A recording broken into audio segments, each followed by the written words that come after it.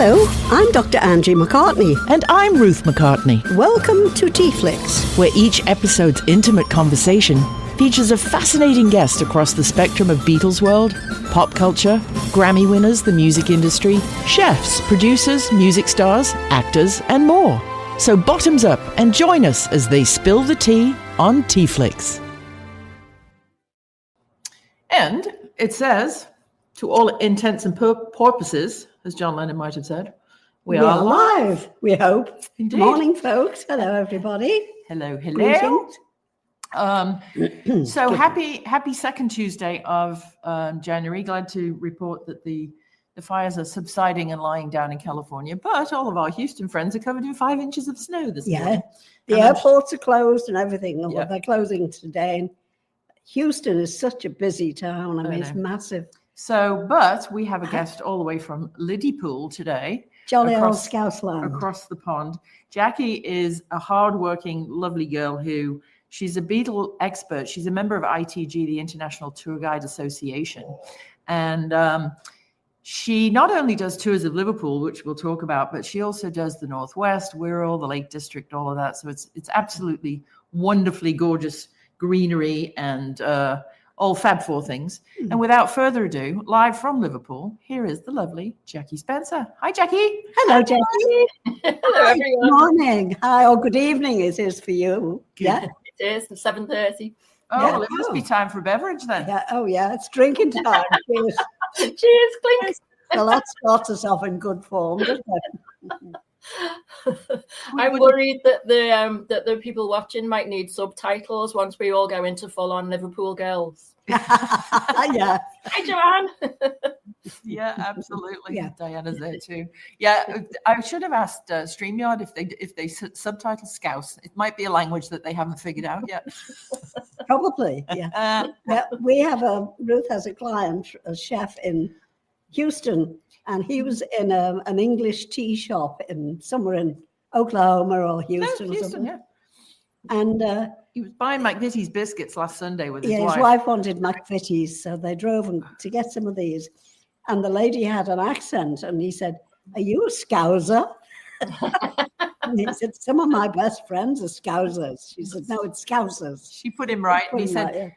hang on while I get Paul McCartney's stepsister on the phone." And she's like, that'd be right. Yeah. But then it's confusing because the Mersey is the Mersey. And That's so right. it's confusing about where we use our C's and S's and things. I'm saying it hello to them. There's loads of people I know coming online there. Good. There's Ashley, so Joy, Joanne's there. So hi everyone, it's lovely to see you. Good. Absolutely. So you've done a tour today, you were telling me, even in the snotty weather. Oh yes, naughty indeed. So I do a regular coach tour for a company called Kentucky. It's like 50 people on a coach, all under 35, and so I have to kind of educate them about the Beatles rather than they already know it. But today the weather was that very drizzly Liverpool weather that makes your hair go rubbish, and so it's not my favourite weather at all. No, in German they call that Nieselregen, needly rain. Yeah, Like needly rain. We just call it drizzle. Shizzle. So that's Kon-Tiki, but we're not here to talk about them because they're a giant company. But we want people to do the Jackie Spencer Beatle tours now, don't we? So how did you first get into this? I mean, you don't look your age, so people will You can lie about it. No, but people will. Well, I was a travel agent in Liverpool for many years. As soon as I left school, I was a travel agent, and I was always sending everyone away from Liverpool. And I saw this ad in the paper one day that just said, "Do you love your city? Do you like to meet people? Do you speak clearly? 2 out of 3 ain't bad." And so I applied and became a Blue Badge tour guide, and it takes a lot of work, and it's expensive as well to do this training course. And I've got my badge there ready to show you. Wonderful. It's not a legal requirement in the UK to do the Blue Badge, but I did it, and that was 30 years ago now. So it's a big year. Really? 30 years. Is that something you have to renew, or once you've done it, you've done it? No, once you've done it, you've done it. They kind of quality check you every now and then. Right. But it's for life, I suppose. And it's it's opened up so many doors for me. And it was just a hobby at first. I still worked in the travel agency, but it just grew and grew, and now it's become pretty much part of my life. It's cool. Yeah. Because in the old days, you know, when we left Liverpool many moons ago, it wasn't this huge multi-million dollar industry that it is now. You know. No, and it started at the age of 2. Actually, it started off in 1984 when there were terrible doldrums in Liverpool, when Liverpool was on its knees. And then they appointed a minister for Merseyside and regenerated Albert Dock. So that was the kickstart. I came along in 95.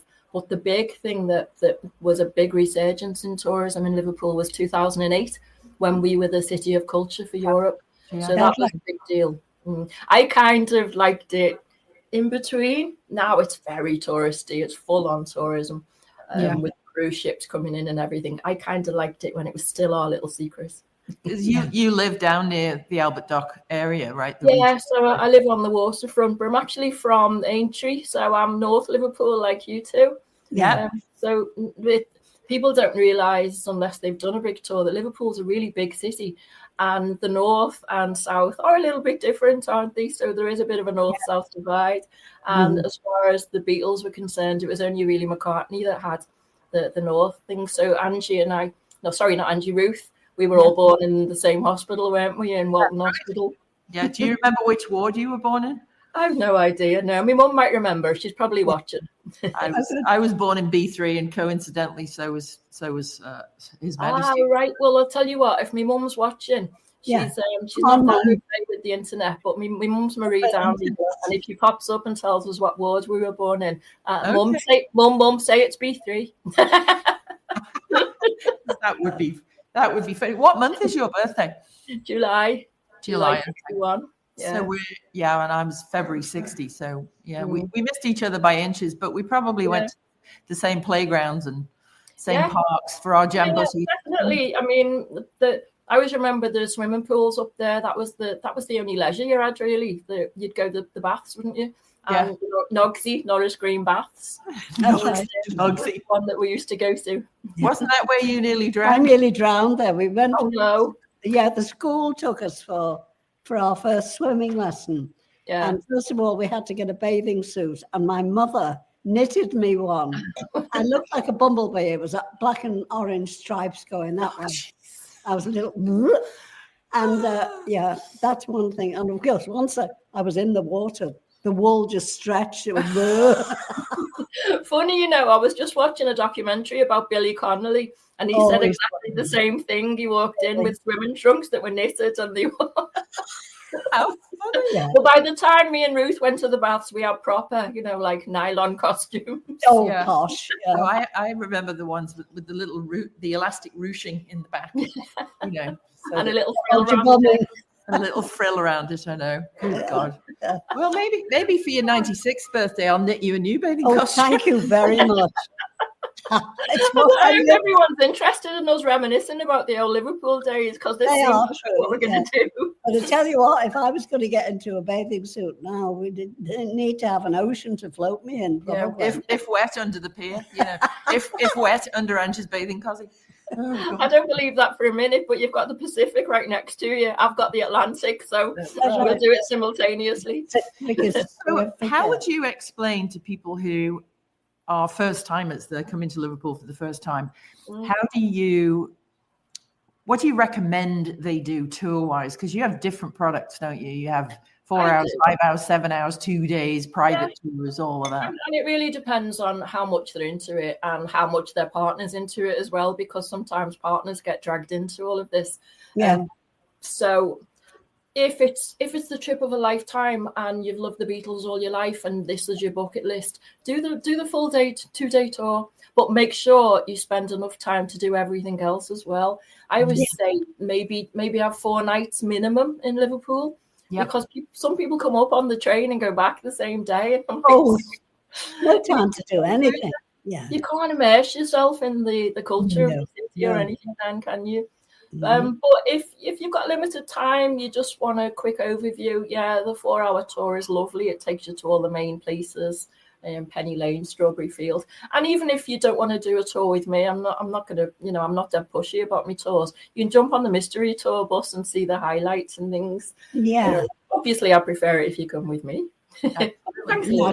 Because you can also, for a little bit extra, you can also add on a meet and greet with people like Frida Kelly and so on your tours, can't you? Yeah, and that is a real highlight for people. Oh, I'm sure it is. Yeah. Frida and Colin Hanton from the Quarrymen, they'll both be on my tours. Yeah, smashing. Yeah, Frida won't be watching. She doesn't do social media. No, I know. We've been trying to get her on. We'll talk about her while she's not here. She's lovely. Everybody absolutely adores her. I know. When you think, it's like Anne, she's living history, really. She was right there, bang slap in the middle of it. I was too, but as a child, you don't have the same experiences or memories or whatever. But the fact that Frida's willing to still sit and tell the same stories to the fans, it just proves that, she's still a fan herself. We all are. Yeah. I mean, that's what she always says. She was a fan. And that's why she was so great at what she did, because she never ripped people off in the fan club, because she was a fan. She's an amazing woman, and I'm proud to call her my friend. She's absolutely. Yeah, me too. Absolutely. Yeah. She and I, we lost touch over the years when I moved after Jim died and things were a bit difficult, and we moved away and finished up in America. And then I started doing a weekly show with Pete Price on the radio. Oh, yeah. And Pete got onto me one day and he said, I was stopped in the street yesterday by a lady named Frida Kelly. And I said, wow. He said, yeah, well, she wants to know, can she have your phone number and your email address and so on. Well. So we got in touch then. And of course, she made that documentary, Good Old Frida. Oh, wonderful. Oh, isn't it fabulous? And Angie's in it. Great show. Yeah, Angie's in it, sitting in the couch. I know. Yeah. Over here. Ryan White, it was, I think, his first. It was big Ryan White's first film. Yeah. And they came here. Film crew, three people. Yeah. There was a Austin, the sound guy, Jessica, who did lights and production, and Ryan, who was the director. And they shot that whole thing for pennies, and it's won awards all over the world. It's fabulous. If you haven't seen it, it's called Good Old Frida. Yeah. And you'll see Madam doing a cameo. You'll fall in love with her. You absolutely will. Yeah, the takeaway for me from that film was, the way they go up in her loft and she's still got boxes of fan mail. And it took her years and years, but every last letter got answered. Yeah. That's dedication. Going further back than that, though, she originally put up her own home mail address. Oh, I know. And the postman used to come struggling with loads of mail. Thank you, Ken. Sorry, I'm seeing all my little mates popping up. Hey, Ken. Ken Solomon there. I know. Yeah. So when you first sat down to design your, I'll call them products, your tours, there's such a large list of places to go. Madam's got a book out called Ticket to Ride, which is lots and lots of these places, and each one of them, Martin, my husband, faithfully, every one of these has got a QR code so you can scan, go to a page or whatever. How, on a list that long and longer, how do you decide what goes into what package? It must be. It's been a very, very organic process, I suppose. I started off on the mystery tour, to be honest. I was a tour guide on the Magical Mystery Tour, which was fantastic. But I saw that people wanted a bit more. And so I started working with drivers doing private tours. Yeah.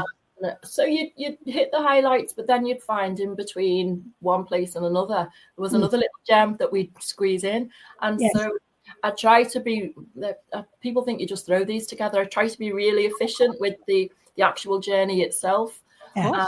And, when people just say, right, I only want to see this, this, this, and this. I'm like, well, we can do that, but you're missing out on the whole story, because it is a round story. Yes. People who I mean, I'm seeing a lot of people here who've done the tour. It's all choreographed. It's all, it's got music, it's got films and things, and it's they've just evolved over the years. And then people keep wanting more, and so I find more like the Wirral tour. So so when I go over to the Wirral, I've even added a new spot now, which is Beverly Drive. Oh, our old house, 20 Beverly Drive. Yeah. So I've only been a couple of times. I know Joanne's watching now. So Joanne, we took her. I said, she said she knew you from the tea and everything. So I said, well, tell you what, I'll take you somewhere different. And we went to Beverly Drive.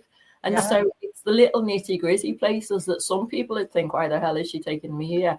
But the thing is with us, I'd like to say us Liverpool girls are dead intuitive. We can read people's minds sometimes, can't we? We're like little in a way. Minds and tea leaves. So once you meet people, you can suss out whether they're really into a deep conversation or whether they just want superficial, and you go with what your intuition tells you. Mm-hmm. Yeah.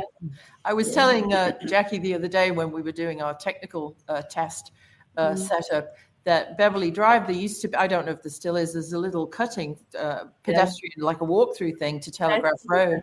And is the Glegg Arms still there, and the Devon doorway at the roundabout? The Devon doorway is. I've not seen the Glegg Arms, but I've not looked for it. So the Devon doorway is still there at the top of the road. The local pub. So we used to go to the Devon doorway for afternoon tea, and oh nice. Yeah, it was fun. I'll look up the Glegg Arms next time I'm over there.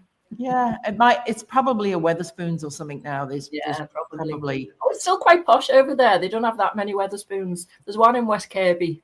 Okay, all right. Well, that's where I went to school, West Kirby Grammar, and Julie and Lennon went to Coldy Grammar School, and they lived in, Cynthia and Ange were both born in Hoylake. Yeah. Were you born in Hoylake? Cynthia was actually born in Harrogate, but she was raised in Hoylake. That's right. She grew up in Hoylake. Ange was born on Cable Road. Grosvenor Road. Hoylake grew up on Cable Road. So we go to Trinity Road. Trinity West. I'll send you the details of where I was born in case you're interested. Yeah, we'll have a look at that. I actually got a picture that Pete Price took when he and I went on a little drive-by when I was over there to launch the first book, in 13 years ago, would you believe? Wow. God, amazing, yeah. Amazing. Yeah. God, I must be getting old. Yeah, so I used to get the school bus from the roundabout by the Devon doorway to West Kirby, and Julian would get on like 5 stops before the school.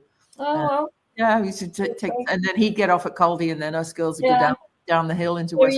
You were part of, Julian and you must have. We grew together. Yeah, I used to think he was a pain in the ass because she'd say, like an annoying little kid, was he? Well, he's 2 years younger than me, and when you're 9 and some boy of 6 3/4 is coming over for tea with his mum to play, you're like, oh God. She used to say, do I have to play with him? And years later she'd say, why on earth did I say that? Why on earth do we I just have to get play with him? 2 guitars and go in the back garden? We should have. I've not met him properly. I've been to events where he's been, but I'm not one to throw myself at people, and so I've never really gone on him. He's a lovely boy. He's a lovely boy who's had a very difficult life. He's made the best of it, though. He's very talented. He's in a good place at the moment, isn't he? He is, yes. And he's got his White Feather Foundation, which they are helping out with the California wildfires. That's right. Money at that. I love that foundation. I've got a few shirts and things from them. Ken say Jackie knows all the pubs, and Joanne's just said about me squeezing in the places. So sorry, I'm looking at everything here. Yeah, Ken, I do take them to a lot of pubs on tours. I remember taking my husband Martin. He's one of them Germans, the bomb dot chippy, I took him to Ye Crack for the first time, and he's like, wow, it's just, it's just a brilliant place, isn't it? It is lovely. It's just like frozen in time, isn't it? Yeah. Are there still any Yates's wine lodges? Oh, they've gone posh, haven't they? They have champagne. Well, the only Yates's I know now is by where the NEM store used to be on, by Blackliz. Yeah. And so that's the only one I know there now. But I'll tell you the pub I'm interested in, Angie telling me about. is the American Eagle, where Auntie Dill used to run. Dylan Bill, yes, that was when we were there. It's a Sony, isn't it? Number 1 Paradise Street. It was called La Côte Brasserie. It was a French brasserie. It's the Côte Brasserie still now, next door to the Gordon Ramsay's place or whatever. Yeah. The Eagle's still up on the wall, isn't it? Yeah, it's still there. Dill, Auntie Dill, who was born, she and I almost shared a birthday. Feb 16th would have been hers. And Uncle Bill and the 2 boys lived upstairs from the pub, so they were hands-on landlords. I always remember Bill at the end of the night. He'd say, "Okay," he'd ring this big brass bell over the bar, clang, clang, clang. "Last orders. Come on, I've had your money now. Sup up and sod off." or his other closing line would be, he'd ring the bell and he'd say, "I'm Bill. I'm the landlord. I live upstairs. I'm home, and I wish you all were." Sounds like a typical Liverpool landlord. Yeah, absolutely. I think it's their son who's now the High Sheriff of Liverpool. Could be. Yeah. Johnny Moen. Johnny. Yeah. John Moen, MBE. I don't even know what the High Sheriff does. I don't think he walks around in a Stetson with a holster. Oh, maybe. That's a frock. I was reading up on it actually for another project that I'm working on with somebody in that echelon, and he is responsible for, it's sort of like an ambassador for bringing businesses and creating jobs, Merseyside and what have you. And John Moen, he was formerly with cousin Johnny, was the head of international marketing and business development for Wedgwood, the brand. And then before that, he was with Waterford Crystal. He was in Ireland. Then he moved to Sydney, didn't he? He lived in Australia. So. Yeah, and then he moved. Family, aren't they? I know. I must track him down. Johnny Moen is a funny. He's a chip off the old block. He's just got his dad. Well, look it up, because I think he's just been awarded this huge title in Liverpool. Reading all about cousin John. Check him out. Yeah. He's John Moen, OBE or MBE or CBE or something. Yeah. I just want to check, can everybody understand us? Because when Liverpool girls start talking, we go more into the Scouse accent. Never know, kiddo. Everyone understands us. Yeah. So I believe you met my dear friend Joanne Grubbs. She was on. She's on here now. Seen her popping up. Yes, that's right. I wrote and told her. Yeah. We were going to have you on. She does these most amazing teas, and she also does this old German craft called Scherenschnitte, which is scissor cutting. And she made us this beautiful little paper Christmas tree. And it's just out of regular sheets of paper, but the way she cuts the candles and the angels and what have you. Oh, it's and when you open it up, you stand it up. It's 2 sheets of paper. She sews them down the middle, and it makes this like 4-piece. It's flimsy as all get out. She showed me some great pictures of some of the teas and the art that she does. Absolutely beautiful. No, it is absolutely.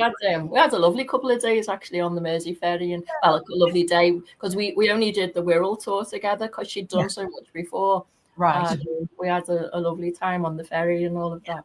Yeah, she was staying at the Casbah, and I think she's been there before too. She's been to Liverpool before. So now the Rogue Best and the Casbah Coffee Club and the Casbah Suites, now that's part of your Ken's like, what accent? All right, Ken. All right, how Ken. So is the Casbah part of one of your tours? Can people elect to go and do that? Yeah. The tour, I do like the basic tour. Just goes South Liverpool, Penny Lane, Strawberry Field, the homes and things. But there's a tour I do called Here, There, Everywhere, which goes outside the Casbah. But the best tour is one where you go inside and Rogue Junior meets us and takes them around. I go for a coffee because I've heard his story too many times.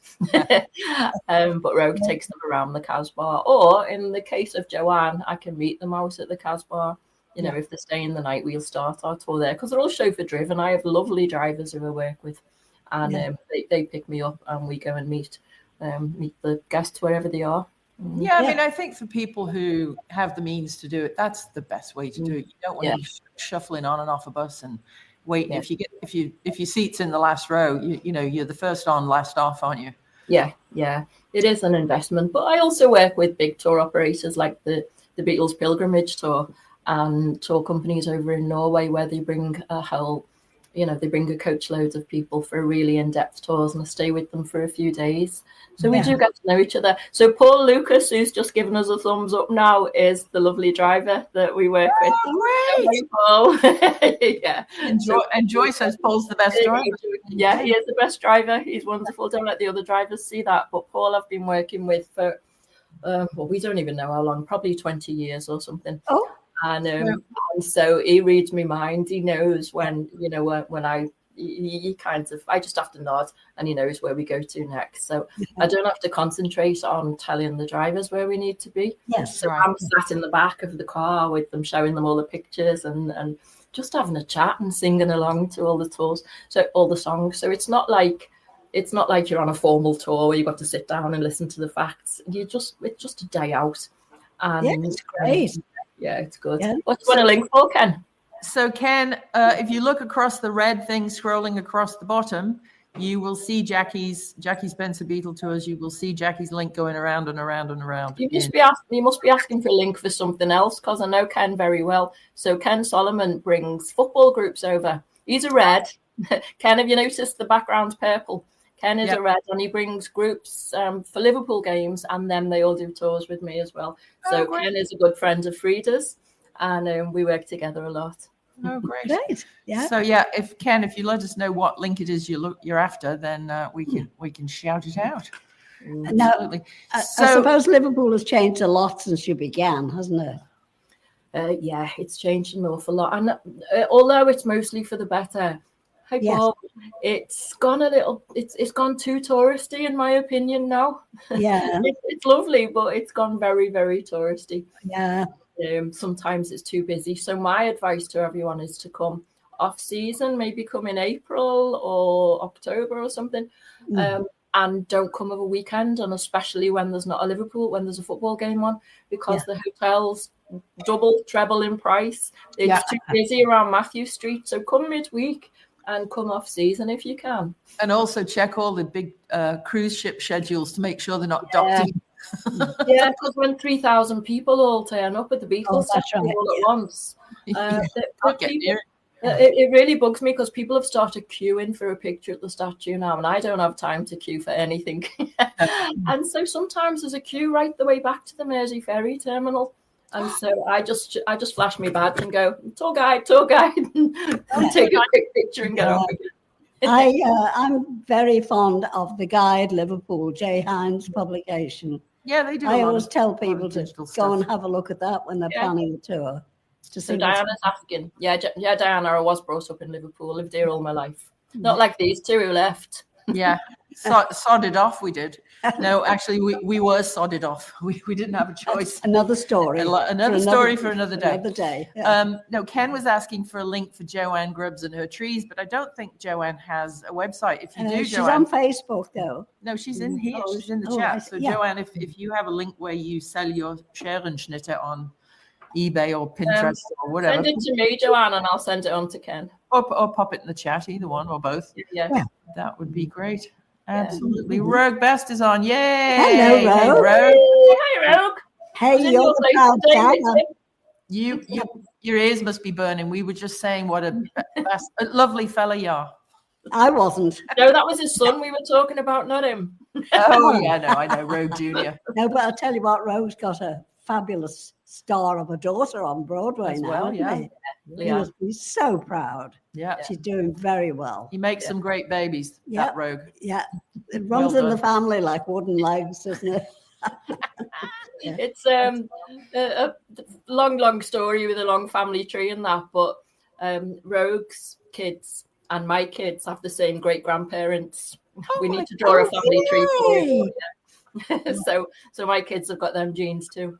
Yeah, you're sort of Scouse cousins then, aren't you, really? Yeah. That is absolutely wild. Yeah. So you also go a bit further afield, don't you? If people want to go to the Lake District or what have you. What does that entail? So if I go to Wales, the Lake District, and Haworth in Bronte Country, Yorkshire. And the reason I've looked at places that are less than 2 hours away from Liverpool where we can do it in a day trip. and places that I like to go to. That's the only reason. I like a lovely day out. And so the Lake District, I did one recently, and we go up to Windermere and we take the ferry across, and then we get the vintage train back. It's lovely, isn't it? Beautiful. Yeah. And then we go up to Beatrix Potter's house. And we just spend the day around the lakes. And so that was absolutely lovely. One of my favourites is going to Yorkshire, where the Bronte sisters came from, because that's a real passion of mine. In fact, I'm pointing the other way. That picture there, it's playing cards that I got when I was last. Actually, I got that from the Lake District, funny enough. But it's Heathcliff and Catherine, because Heathcliff of the Brontes was from Liverpool. He was a Scouser. Really? Yeah. And then I do a Beatles tour of the Wales, when we'll go to, we actually drove quite close to where you got married, Angie. Harrog. Yeah. But we go mostly to Bangor and Portmeirion. And Portmeirion's lovely, isn't it? It's beautiful. Yeah. It's Portmeirion's Mike McGear and Rowena's favourite spot. Whenever they do a weekend, they'll pop to Portmeirion. Well, George had his 50th birthday there and things, and so these are all places I love, and so I want to share them with people. Yes. And, Oh, Nancy, you can understand us. You've been here plenty of times, of course you can. Yeah, well, Nancy's just reminded me that we do a day trip to Chester as well, because there's lots of really nice Beatles connections in Chester. That's right, yeah. So everything we do has got, I take you to other places, but there's always a little bit of a Beatles flavour. I find all the connections. Yeah, there was a time Paul brought John Lennon home to Rembrandt for the weekend. Yeah. And they decided they wanted to go to Chester. Antiquing. But yeah, they wanted to go on the bus. And Jim said, you can't go on the bus. It's like said, 1967 and a half, you know. So, give us some old hats and old raincoats. So Jim went out in the garage and in the greenhouse. In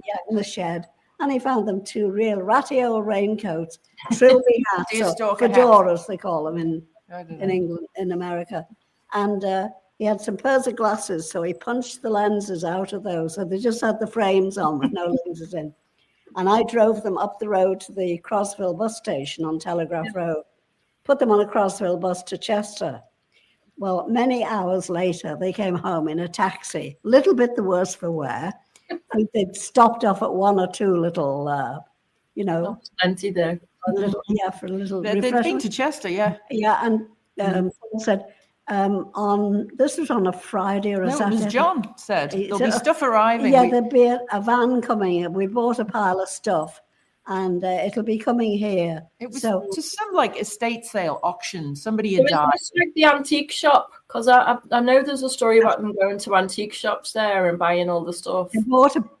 John bought a big crucifix, massive. Oh, wow. Crucifix.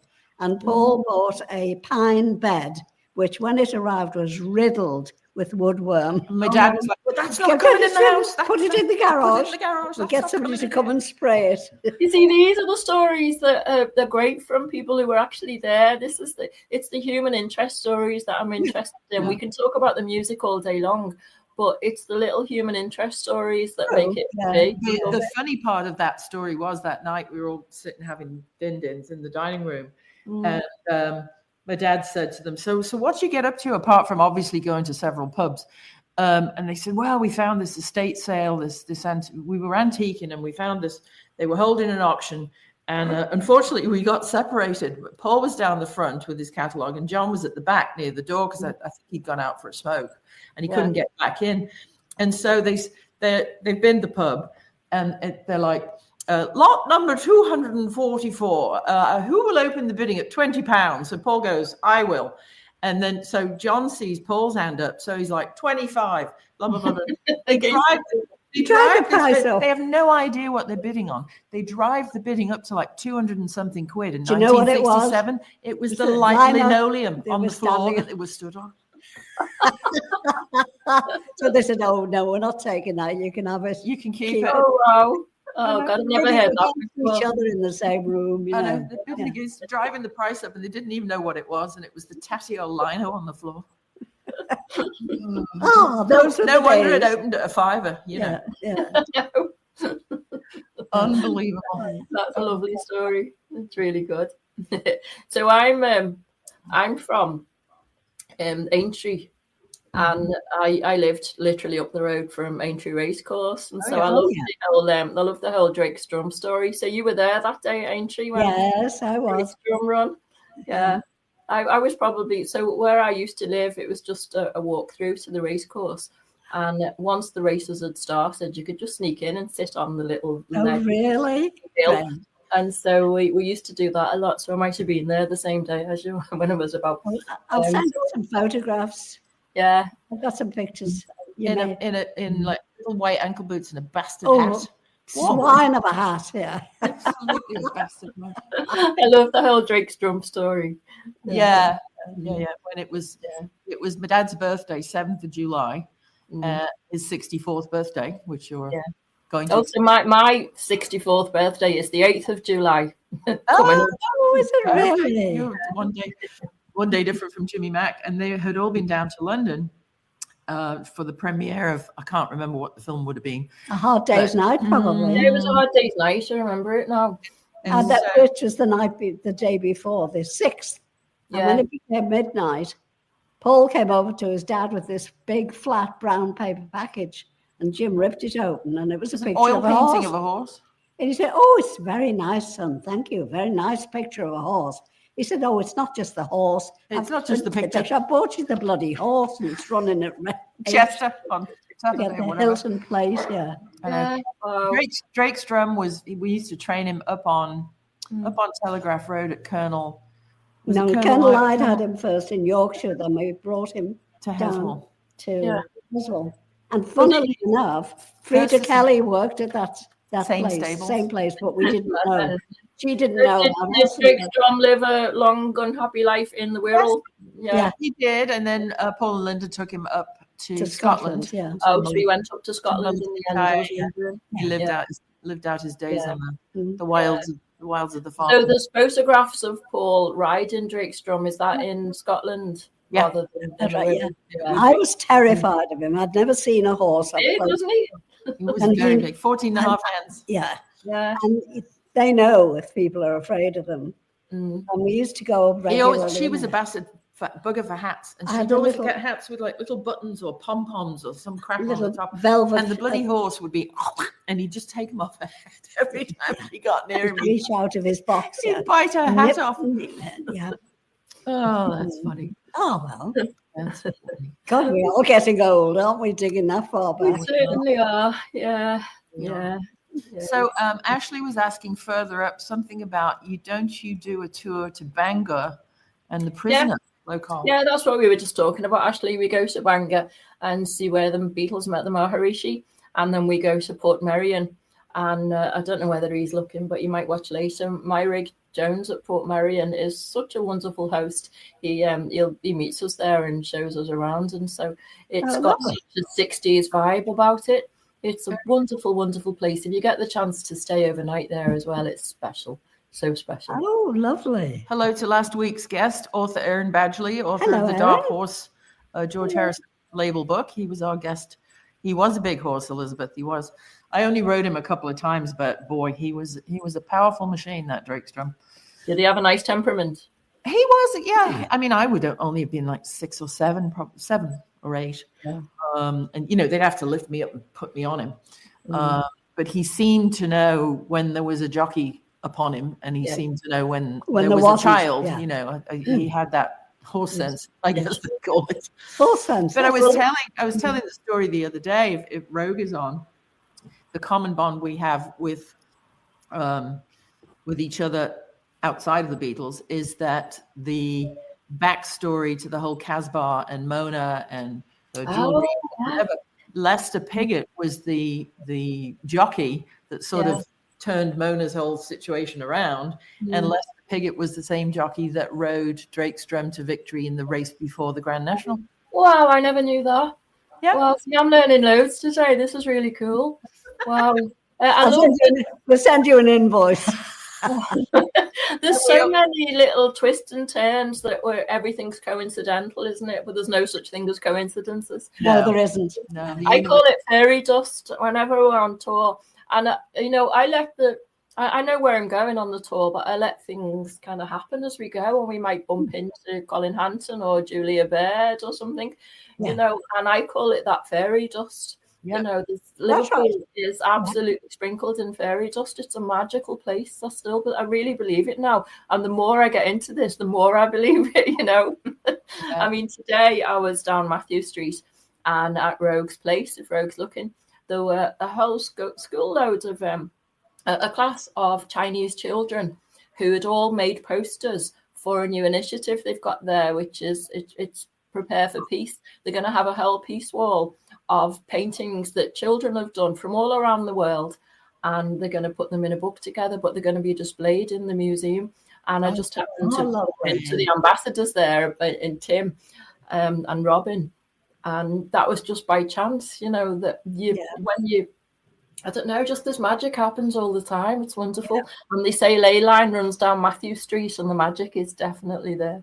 Oh, really? There's a ley line down there? Interesting. Yeah. Well, and just the whole fact that how does Ange wind up in the good old Frida film? Because Frida bumped into Pete Price in the street, and she was on the radio, And Pete Price used to come to our house. He didn't do Beatle tours, but when he was the MC at the Shakespeare Club, the Shaky in the 70s, I suppose, late 60s, early 70s. I mean, I've known Pete since I was about 6, I think. Probably. He was the first gay man I ever knew, and I thought, oh, that's cool. Because nobody was out and about in the old Brian Epstein days. You just buckled that up. You couldn't be, could you? It was illegal. It was illegal, yeah. But Pete used to say to whoever was coming into the Shakespeare for a week, whether it be, the New Seekers or the Mixtures or, oh God, even Freddie Starr, who lived very close to us in Heswell, he would ring Ange and say, can you ask Uncle Jim if can I stop by for tea on, such and such a day? So-and-so wants to, meet Paul's dad, and they're huge fans and whatever. So Pete Price brought, oh my God, so many celebrities to Rembrandt to our house because we were sort of part of his unofficial tour stop, and we've been friends ever since. And because of that, Angela and I wound up on his radio show, and that's how Frida Kelly got back in touch, because she doesn't do Facebook. So it's the universe at work. The fairy dust is, I've used this word 3 times today. It's serendipity. It's happening. We go to Rembrandt, but one of the things I'm really tough about is being respectful. Privacy. So we go to Rembrandt, but we do it very surreptitiously. We jump out, get a quick picture, and move on. And if there's anybody there, we do kind of do it super quickly. We wouldn't hang around and wait. Yeah, that's right.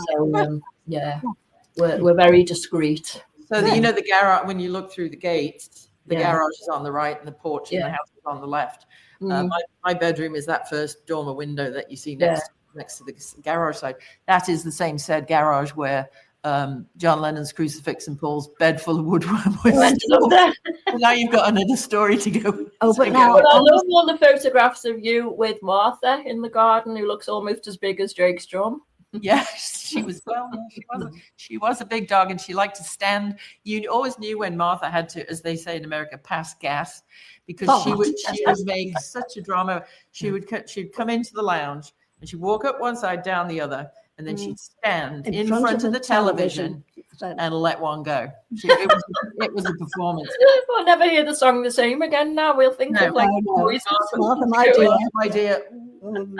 And so God love her. She was like, I don't know, Tessie O'Shea. She had to make a performance out of it. She was quite the dog. And then little Eddie, the Jane Asher bought a Yorkshire Terrier, Edgar Passionate Blue. And they just couldn't handle him. He was too much. So they gave him to Auntie Millie. Well, first of all, he gave it to Jean Mary, I think. Did they? Jean and Ted, and then they gave it to Auntie Millie. It was the first dog with ADHD that I'd ever met. He used to shake and sniff and fart.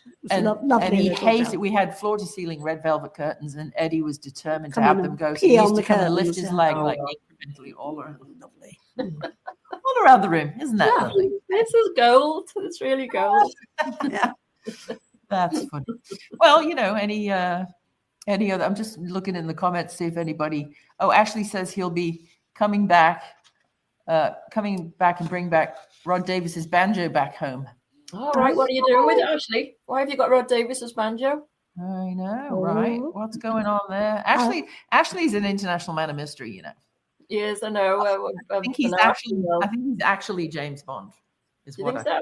Yeah. All right. Okay. He was out here not long ago with two very interesting friends, and we all had dinner together here in the village. Yeah. And he's a very generous host. We love our Ash. Yeah, we do.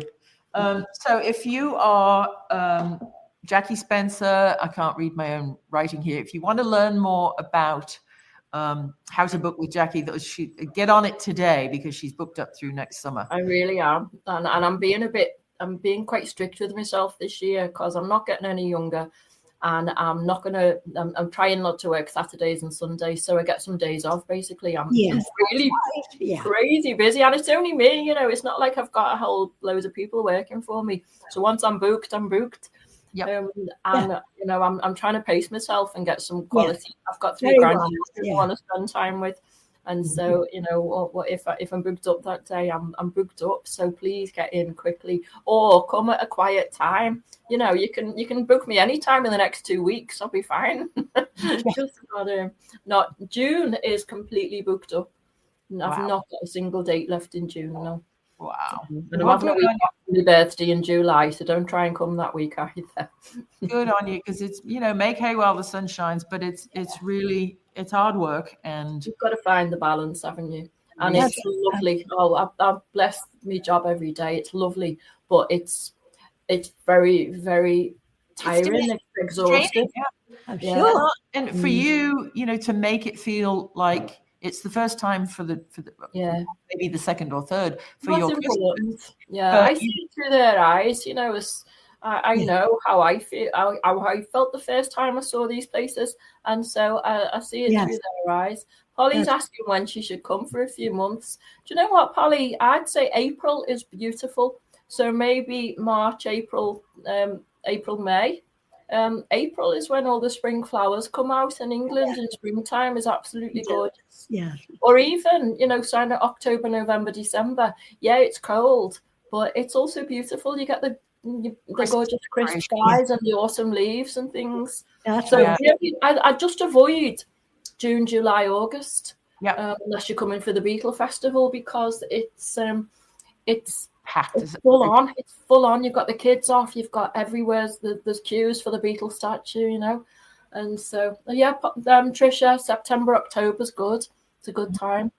And if you wanted to do, Polly, if you wanted to pop over to Munich for the Oktoberfest, that's the last 2 weeks it's the last Saturday in September, and for 14 days. So, you know, you could do a side trip to Oktoberfest, but it doesn't take place in October. Check the dates. It starts in September. So you could do, as per, I'm going to be a shameless hoe again, in Andrew's Ticket to Ride book, there's Liverpool, London, and Hamburg in here. Yeah. So you could, if you went to Europe for 3 months, you could hit 3 Beatle spots with Liverpool, with Jackie. And you know, really good advice is to look at the flights from Liverpool Airport, because you can fly all over Europe from Liverpool on budget airlines.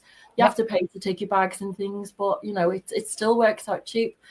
So you can fly from Liverpool to Salzburg, for example, if you're a Sounds of Music fan.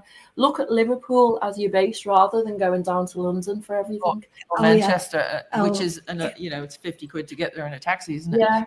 Yeah, Liverpool Airport's amazing, and it's so quick, and it's called John Lennon, and it's got pictures of the Beatles all over it. It's got a yellow submarine outside. Why That is great.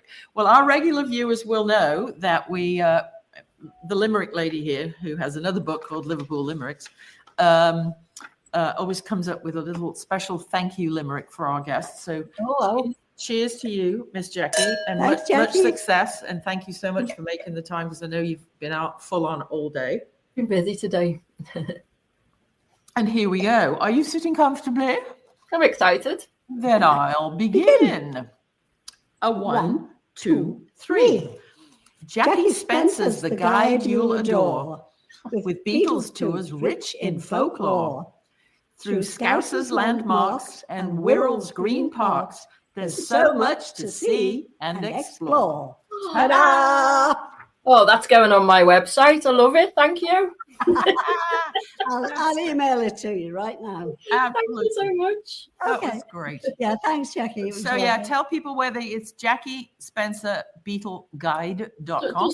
Just BeetleGuide.com is, you get me through there. I'll just put my name in. But BeetleGuide.com gets you to the website. There's Paul with his wine. Paul, my driver, is showing up the wine. Paul lives in the Lake District. He's very, very lucky. Wow. When he's not driving tours with me, he likes a glass of red wine in the nighttime. Joy, who's been on tours with, she's been with Paul a few times on the tours. Ashley, I'll tell Jean hello from the family. So Joni, hi Joni. So I know most of these people. They've already been on tours, so we're kind of preaching to the converted here. They've already been on tours with me. So this will live on all of our on Angie's Facebook page, but Martin is going to post it on the front page of the McCartney Times on mccartney.com shortly, within the hour. And if you can't find it there, it's on the TeaFlix YouTube channel. So spread the love and tell the world, and there you go. And we will, as Mike McGee would say, we'll see you all of a sudden. Can you ask Martin if he can put subtitles on? Yeah, absolutely. Ta-da, Ashley. Absolutely. All right, kids. Bye-bye. We'll see you all of a sudden. Bye. Bye-bye, love.